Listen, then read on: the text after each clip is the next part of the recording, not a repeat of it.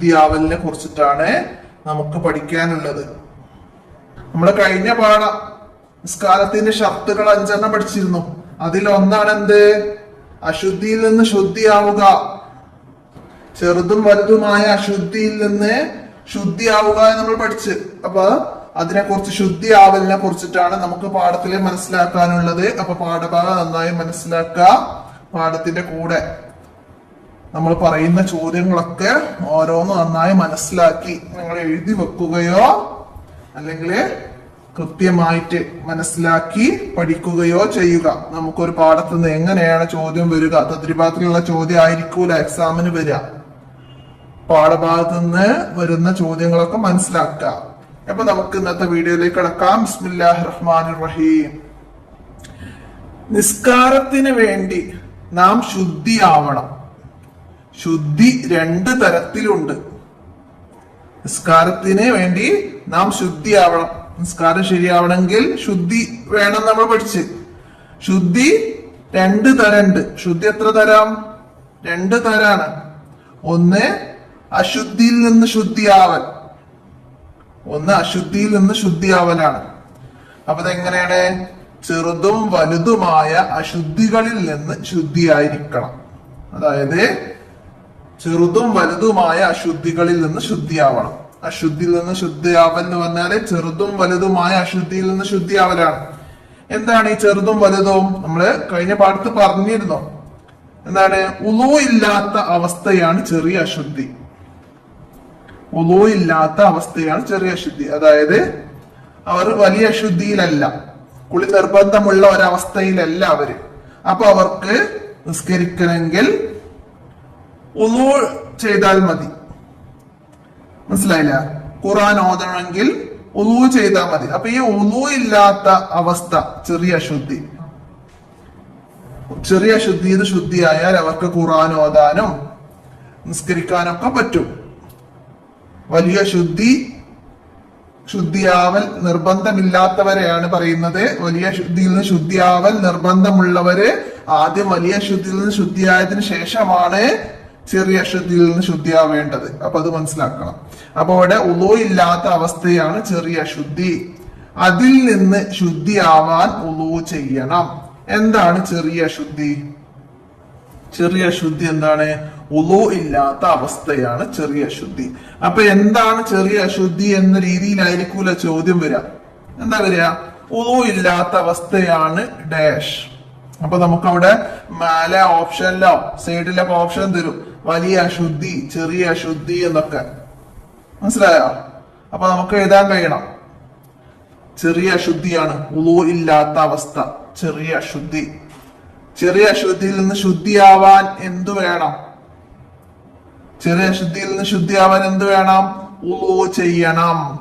മനസ്സിലാക്കുക. ഉളൂ ചെയ്യണം. ചെറിയ അശുദ്ധിയിൽ നിന്ന് ശുദ്ധിയാവാൻ ഉളൂ ചെയ്യണം. അതിൽ നിന്ന് ശുദ്ധിയാവാൻ ഉളൂ ചെയ്യണം എന്നാണ്. അപ്പൊ ഇവിടെ ചെറിയ അശുദ്ധിയിൽ നിന്ന് ശുദ്ധിയാവാൻ ഉളൂ ചെയ്യണം. മനസ്സിലാക്കുക. അപ്പൊ അശുദ്ധിയിൽ നിന്ന് ശുദ്ധിയാവുന്ന 2 സന്ദർഭങ്ങളാണ് ചെറിയ അശുദ്ധിയും വലിയ അശുദ്ധിയും. അപ്പൊ അതില് ചെറിയ അശുദ്ധിയിൽ നിന്ന് ശുദ്ധിയാവാന് ഉളൂ ചെയ്യലാണ്. ഇനി കുളി നിർബന്ധമാകുന്ന അവസ്ഥയാണ് വലിയ അശുദ്ധി. ഒരാൾക്ക് കുളി നിർബന്ധമാണ്, അയാൾ കുളിക്കണം. ആ അവസ്ഥയാണ് എന്ത്? വലിയ ശുദ്ധി. അപ്പൊ കുളി നിർബന്ധമാകുന്ന അവസ്ഥയാണ് ഡാഷ്. എന്താണ്? വലിയ ശുദ്ധി. എന്താണ് വലിയ ശുദ്ധി?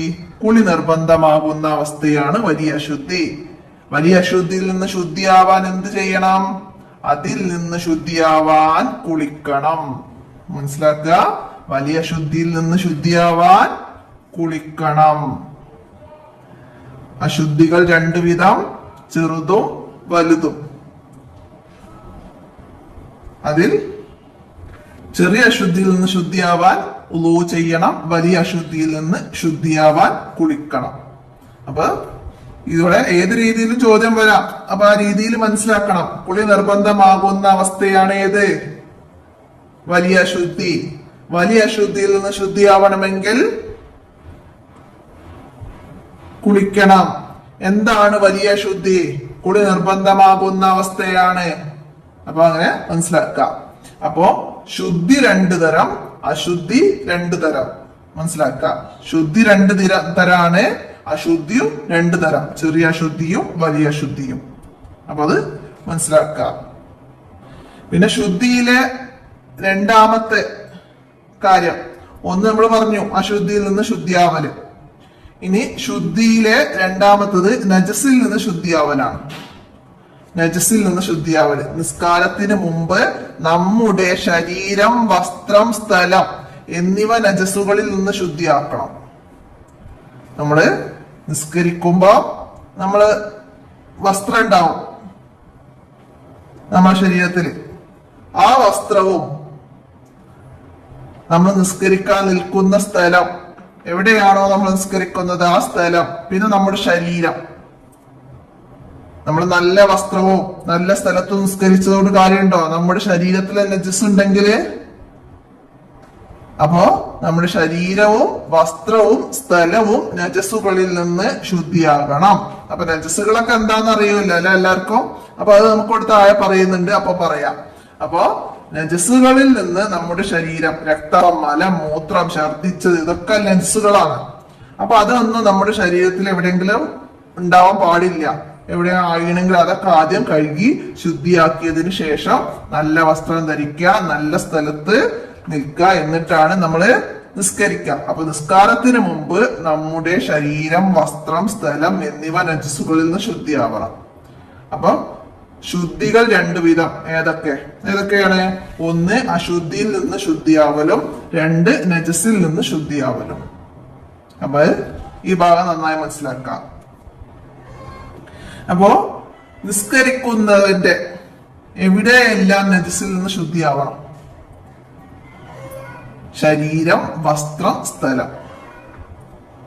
നിസ്കാരത്തിന് മുമ്പ് നജസിൽ നിന്ന് ശുദ്ധിയാവണം.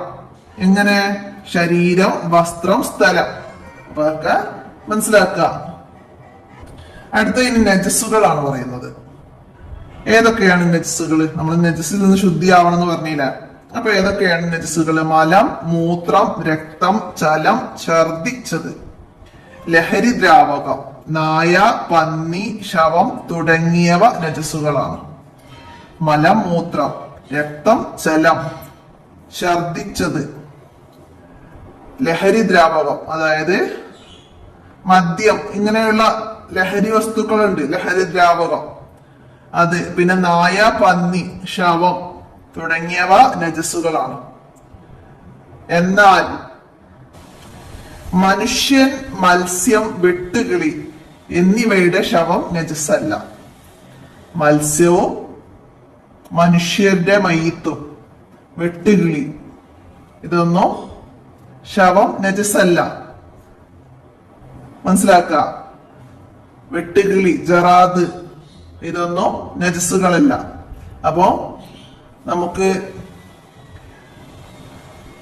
ഓപ്ഷനിൽ ഉത്തരം തരും. എന്താണ്?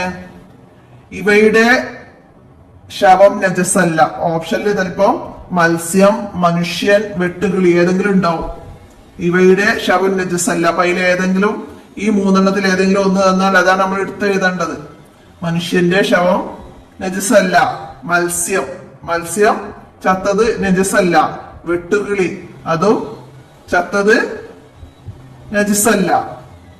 അപ്പൊ അതൊക്കെ മനസ്സിലാക്കാം. അപ്പോ നായ, പന്നി, മലം, മൂത്രം, രക്തം, ചലം, ഛർദിച്ചത്, ലഹരി ദ്രാവകം, നായ, പന്നി, ശവം തുടങ്ങിയവയുടെ ഇതൊക്കെ നജസ്സുകളാണ്. ശവം തുടങ്ങിയവയൊക്കെ നജസ്സുകളാണ്. എന്നാൽ മനുഷ്യനും മത്സ്യവും വെട്ടുകിളിയും ഇവയൊന്നും നജസ്സുകളല്ല. അപ്പം നജസ്സുകളിൽ നിന്ന് 5 എണ്ണം എഴുതുക എന്ന് പറഞ്ഞിട്ട് നമുക്കൊരു ചോദ്യം വരും. നജസ്സുകളിൽ നിന്ന് 5 എണ്ണം എഴുതുക. അപ്പൊ നമുക്ക് 5 നജസ്സുകൾ എഴുതണം.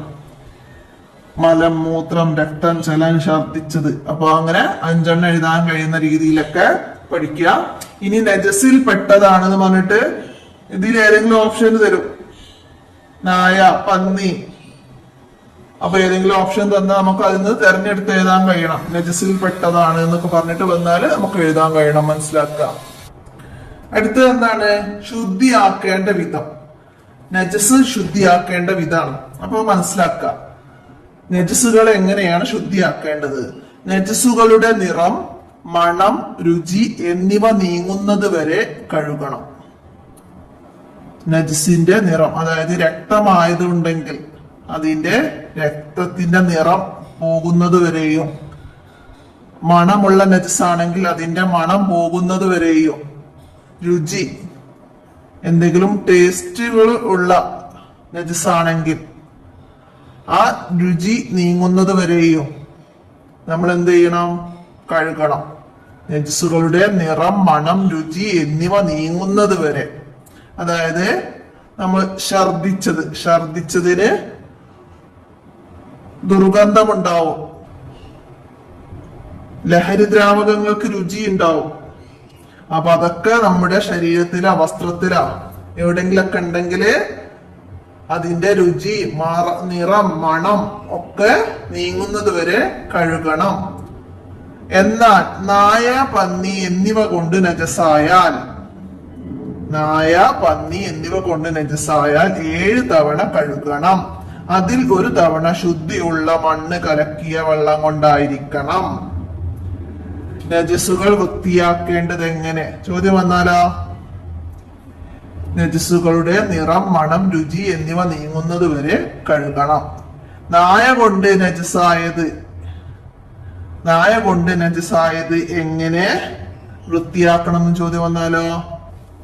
നായ കൊണ്ട് നജസായത് 7 തവണ കഴുകണം. അതിൽ ഒരു തവണ ശുദ്ധിയുള്ള മണ്ണ് കലക്കിയ വെള്ളം കൊണ്ടായിരിക്കണം. ഈ ചോദ്യം തിരിച്ചു വരും. എങ്ങനെ? 7 തവണ കഴുകുകയും അതിൽ ഒരു തവണ ശുദ്ധിയുള്ള മണ്ണ് കലക്കിയും വേണം ശുദ്ധിയാക്കാൻ. എന്താണ്? എന്തുകൊണ്ട് നജസായതാണ്? നായ, പന്നി എന്നിവ കൊണ്ട് നജസായാൽ. മനസ്സിലാക്കുക. 7 തവണ കഴുകി ശുദ്ധി വരുത്തേണ്ട നജസ് ഓപ്ഷനില് നായ, പന്നി ഇതിലേതെങ്കിലും ഉണ്ടാവും. അപ്പൊ മനസ്സിലാക്കുക. പിന്നെ നിറം, മണം, രുചി എന്നിവ നീങ്ങുന്നത് വരെ കഴുകണം. നമുക്ക് ഓപ്ഷനില് മലം, മൂത്രം, രക്തം, ജലം, ഛർദിച്ചത്, ലഹരി ദ്രാവകം ഇങ്ങനെ ഏതെങ്കിലും തന്നാല് അതാണ് എടുത്ത് എഴുതേണ്ടത്. നിറം, മണം, രുചി എന്നിവയൊക്കെ നീങ്ങുന്നത് വരെ കഴുകേണ്ടത്. അപ്പൊ അതൊക്കെ മനസ്സിലാക്കുക. ഇനി നമുക്ക് ഇതിന്റെ തദ്രിഭാഗത്ത് നോക്കാം. പൂർത്തിയാക്കാനാണ്, അതായത് വിട്ട ഭാഗം പൂർത്തിയാക്കണം. ചെറിയ അശുദ്ധിയിൽ നിന്ന് ശുദ്ധിയാവാൻ എന്താണ്? ചെറിയ അശുദ്ധിയിൽ നിന്ന് ശുദ്ധിയാവാൻ ഉളൂ ചെയ്യണം. അപ്പൊ നിങ്ങള് പാഠബുക്കിൽ എഴുതി അടയാളപ്പെടുത്തുക. ചെറിയ അശുദ്ധിയിൽ നിന്ന് ശുദ്ധിയാവാൻ ഉളൂ ചെയ്യണം. നമ്മൾ പാഠഭാഗം എടുക്കുമ്പോൾ തന്നെ അടയാളപ്പെടുത്തുന്നുണ്ട്. അപ്പൊ അവിടെ നോക്കിയിട്ട് എഴുതാം. അടുത്തത് എന്താണ്? വലിയ അശുദ്ധിയിൽ നിന്ന് ശുദ്ധിയാവാൻ. വലിയ അശുദ്ധിയിൽ നിന്ന് ശുദ്ധിയാവാൻ നാം എന്ത് ചെയ്യണം? വലിയ അശുദ്ധിയിൽ നിന്ന് ശുദ്ധിയാവാൻ കുടിക്കണം. അപ്പൊ അത് എഴുതുക അവിടേക്ക്. അടുത്ത എന്താണ്? നിസ്കരിക്കുന്നതിന് മുമ്പ് നമ്മുടെ ഡാഷ് എന്നിവ നജസുകളിൽ നിന്ന് ശുദ്ധിയാക്കണം. എന്തൊക്കെയാണ് നിസ്കരിക്കുന്നതിന് മുമ്പ് ശുദ്ധിയാക്കേണ്ടത്? ശരീരം, വസ്ത്രം, സ്ഥലം. നമ്മുടെ ശരീരം, വസ്ത്രം, സ്ഥലം. അപ്പൊ അതൊക്കെ അടയാളപ്പെടുത്തുക. നിസ്കരിക്കുന്നതിന് മുമ്പ് ശുദ്ധീകരിക്കേണ്ടത് ശരീരം, വസ്ത്രം, സ്ഥലം എന്നിവ നജസുകളിൽ നിന്ന് ശുദ്ധിയാക്കുക. നജസുകളുടെ ഡാഷ് എന്നിവ നീങ്ങുന്നത് വരെ കഴുകണം. എന്തൊക്കെയാണ് നീങ്ങേണ്ടത് നജസുകളിൽ? നജസുകളുടെ എന്തൊക്കെയാണ് നീങ്ങേണ്ടത്? നിറം, മണം, രുചി. നജസുകളുടെ നിറം, മണം, രുചി എന്നിവ നീങ്ങുന്നത് വരെ കഴുകണം. അപ്പോഴാണ് നജസിൽ നിന്ന് ശുദ്ധിയാവുകയുള്ളൂ. മനസ്സിലാക്കുക. അടുത്തത് ചർച്ച ചെയ്യാമെന്നാണ്. അപ്പൊ ഇവിടെ ക്വസ്റ്റ്യൻ ആൻസർ ആയിട്ട് നമുക്ക് മനസ്സിലാക്കിയിട്ട് എഴുതണം. അപ്പൊ നിങ്ങൾ നോട്ട് ബുക്കിലൊക്കെ എഴുതാൻ എന്താണ്? നായ നമ്മെ സ്പർശിക്കുന്നത് ശ്രദ്ധിക്കണം. കാരണം എന്താണ്? അപ്പൊ നമുക്ക് എന്ത് എഴുതാം? നായ നജസാണ്. നായ കൊണ്ട് നജസായാൽ 7 തവണ കഴുകണം. അതിൽ ഒരു തവണ ശുദ്ധിയുള്ള മണ്ണ് കലക്കിയ വെള്ളം കൊണ്ടായിരിക്കണം. നായ നജസാണ്. അത് നമ്മെ സ്പർശിക്കുന്നത് ശ്രദ്ധിക്കണം, അത് നജസാണ്. നായ കൊണ്ട് നജസായാൽ 7 തവണ കഴുകണം. അതിൽ 1 തവണ ശുദ്ധിയുള്ള മണ്ണ് കലക്കിയ വെള്ളം കൊണ്ടായിരിക്കണം. മനസ്സിലാക്കട്ടോ. അടുത്തത് എന്താണ്? അപ്പോ നായ നമ്മെ സ്പർശിക്കുന്നത് ശ്രദ്ധിക്കേണ്ട കാരണം നായ നജസാണ്. അപ്പൊ അത് മനസ്സിലാക്കാം. അടുത്തത് എന്താണ്? നമ്മുടെ വസ്ത്രത്തിൽ മൂത്രമായാൽ അത് എങ്ങനെ വൃത്തിയാക്കണം? നമ്മുടെ വസ്ത്രത്തിൽ മൂത്രമായാൽ അത് എങ്ങനെ വൃത്തിയാക്കണം? അപ്പൊ നമുക്ക് പാഠത്തിൽ പറഞ്ഞത് പ്രകാരം നജസിന്റെ നിറം, മണം, രുചി എന്നിവ നീങ്ങുന്നത് വരെ കഴുകണം. മൂത്രത്തിന് നിറം ഉണ്ടെങ്കിൽ അത് നീങ്ങണം, മണമുണ്ടെങ്കിൽ അത് നീങ്ങണം, മൂത്രത്തിന് രുചി, പുളിപ്പ് അങ്ങനെയൊക്കെ ഉണ്ടെങ്കിൽ അത് നീങ്ങുന്നത് വരെ കഴുകണം. അപ്പോ മൂത്രമായാല് ഇത്രയും കാര്യങ്ങൾ ശ്രദ്ധിക്കണം. മനസ്സിലാക്കുക. അടുത്തത് എന്താണ്? ചെറിയ കുട്ടികളുടെ മൂത്രവും മലവും നജസിൽ ഉൾപ്പെടുമോ? ചെറിയ കുട്ടികളാണെങ്കിലും വലിയ കുട്ടികളാണെങ്കിലും വലിയവരാണെങ്കിലും മൂത്രവും മലവും ഒക്കെ നജസാണ്. മനസ്സിലാക്കുക.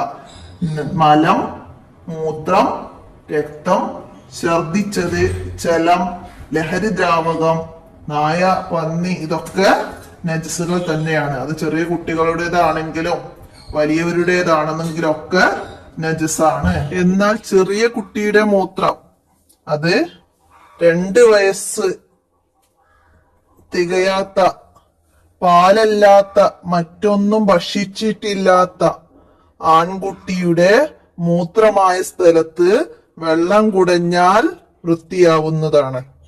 അങ്ങനെ ഒരു പോയിന്റ് ഉണ്ട്. അപ്പൊ അതും കൂടി മനസ്സിലാക്കുക. 2 വയസ്സ് തികയാത്ത ആൺകുട്ടി, പാലല്ലാത്ത മറ്റൊന്നും ഭക്ഷിച്ചിട്ടില്ലാത്ത കുട്ടിയായിരിക്കണം. അവരുടെ മൂത്രമായ സ്ഥലത്ത് വെള്ളം കുടഞ്ഞാൽ ശുദ്ധിയാകുന്നതാണ്. അടുത്ത എന്താണ്? നജസുകൾക്ക് നേരെ ശരി അടയാളപ്പെടുത്തണം. ഇവിടെ താഴെ തന്നതില് നജസ് ഏതാണെന്ന് തിരിച്ചറിഞ്ഞ് അതിന് ശരി അടയാളപ്പെടുത്തണം. രക്തം നജസ്, കഫം, കഫം എന്താണ്? നജസല്ല, കഫം നജസല്ല. മൂത്രം നജസ്. ചത്ത മത്സ്യം, മത്സ്യം നജസല്ല. മനുഷ്യൻ, മത്സ്യം, വെട്ടുകിളി ഇതൊന്നും നജസല്ല നമ്മൾ പഠിച്ചിട്ടുണ്ട്. അപ്പൊ ചത്ത മത്സ്യം നജസല്ല. കണ്ണുനീര്, കണ്ണുനീര് നജസല്ല. ജലം, ജലം നജസാണ്. അപ്പൊ അത് മനസ്സിലാക്കാം. നമുക്ക് ഇതുപോലെ ഓപ്ഷനിൽ ഏതെങ്കിലും തന്നിട്ട് ഇതിൽ നജസിൽ പെട്ടത് ഏത് എന്നൊക്കെ ചോദിക്കും. നജസിൽ പെടാത്തത് ഏത് എന്നും ചോദിക്കാം. ഇതിൽ നജസിൽ പെടാത്തതാണ് ഏതൊക്കെ? കഫം, ചത്ത മത്സ്യം, കണ്ണുനീര്. അപ്പൊ അതൊക്കെ മനസ്സിലാക്കുക. അപ്പൊ ഇത്രയാണ് ഈ പാഠത്തില് നിങ്ങൾ മനസ്സിലാക്കി പഠിക്കേണ്ട കാര്യങ്ങള്. എല്ലാവരും മനസ്സിലാക്കി പഠിക്കുക.